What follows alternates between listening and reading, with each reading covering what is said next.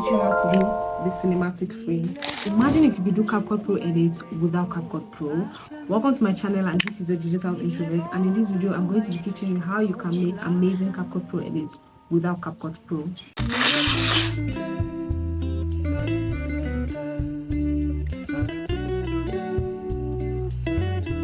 As usual, go over to the Spring app and tap on Create New.